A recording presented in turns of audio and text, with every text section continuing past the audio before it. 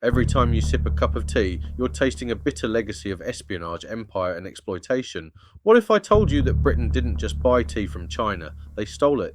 That behind the soothing warmth of your brew lies a story of corporate theft, secret agents, and a ruthless empire that tore apart nations to control your morning ritual. This is the dark side of tea, and it changed the world forever. The tea plant, Camellia sinensis, is a species of evergreen shrub or small tree in the flowering plant family Thalassae.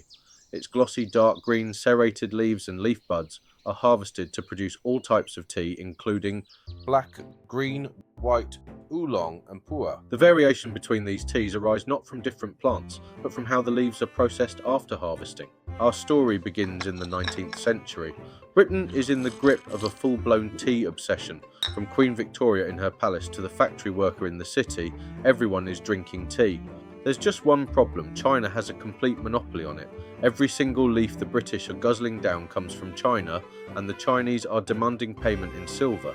This creates a massive trade deficit that is bleeding the British Empire dry.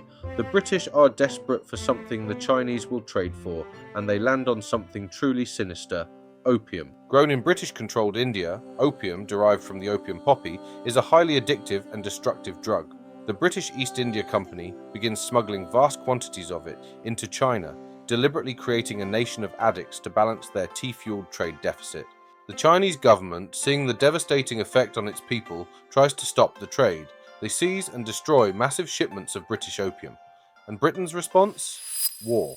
The Opium Wars were a brutal display of military might. The British Empire, with its superior navy, crushes the Chinese forces. The result? A series of humiliating treaties that forced China to open its ports to the opium trade and cede Hong Kong to the British. All this so the British could have their tea. But even with the opium trade secured, the British were not satisfied. They were still dependent on China for the tea itself. They needed to control the means of production. They needed to steal the secret of tea. Enter Robert Fortune, a mild-mannered Scottish botanist by title, but in truth, a spy for the British Empire.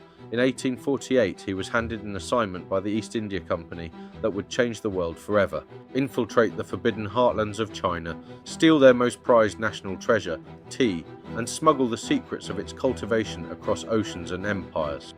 Disguised as a Chinese merchant, complete with a shaved head and a pigtail, Fortune ventured into the misty, heavily guarded Wuyi Mountains, where foreigners were forbidden and suspicion ran deep. Every step was a risk. Local officials could expose him, the terrain could kill him, but Fortune pressed on. With the precision of a scientist and the cunning of a spy, he studied everything: how the leaves were picked, dried, rolled, and fermented. These were centuries-old secrets passed down through generations, and Fortune was about to steal them. He didn't just take notes. He took thousands of tea seeds and immature seedlings, but smuggling them out of China was a different challenge entirely. So, he invented a clever solution: Wardian cases, portable mini greenhouses that could protect the seedlings on the long sea journey to India. Fortune's heist was a triumph. The tea plants he stole became the foundation of sprawling plantations in Assam and Darjeeling in British-controlled India and the Kandy region in Ceylon. China's tea monopoly shattered, and the East India Company, now the kingpin of a global tea empire.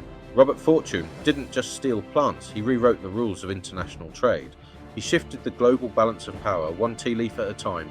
Robert Fortune, the tea thief, had pulled off one of the most significant acts of corporate espionage in history. But the dark side of this story doesn't end there. The new tea plantations in India and Sri Lanka, then known as Ceylon, needed a massive workforce. The British lured hundreds of thousands of impoverished labourers, many from Tamil Nadu, with false promises of an easy life and good pay. The reality was a nightmare.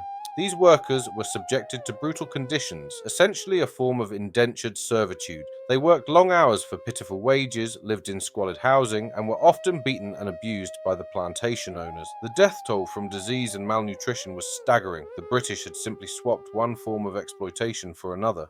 So, the next time you brew a cup of tea, take a moment to think about its journey. This simple beverage is a product of empires and rebellions, of addiction and espionage, of fortunes made and lives destroyed. It's a drink with a dark and complex history, a history that is, in many ways, still being written today. What do you think? Does knowing the dark history of tea change how you see your daily brew? Let us know in the comments below. And if you enjoyed this journey into the shadows of history, don't forget to like, subscribe, and hit that notification bell for more stories that they didn't teach you in school.